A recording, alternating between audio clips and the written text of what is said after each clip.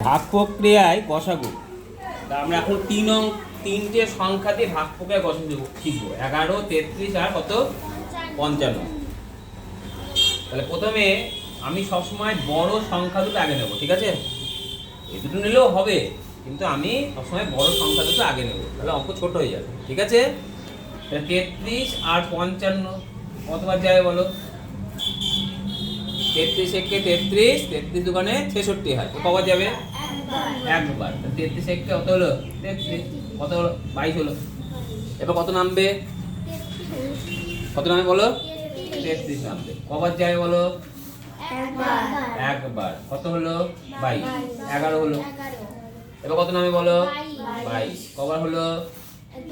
দুবার। Very good. তাহলে এটা হয়ে গেল নিশ্চয়ই। গসাগু কত হলো? 11।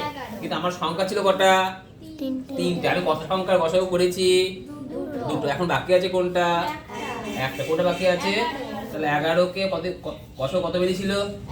এখানে 11তেই করবো, ঠিক আছে? 11 কে 11 হয়ে গেল। তো নিম্ন গসাগু কত? নিম্ন গসাগু হচ্ছে 11, ঠিক আছে? গসাগু কত?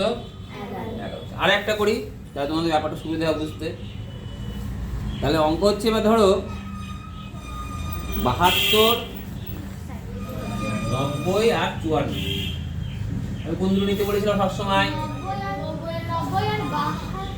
তোর নেব। কেন নেব? বড় সংখ্যা।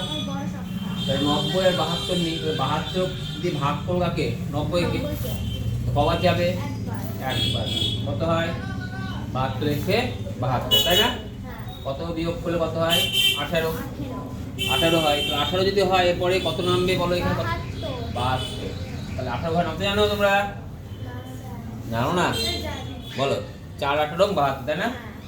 4 18 72 নামতে জানতে হবে। তাহলে গসাগু কত হলো এখন? 18। এবার থাকলো কত করে?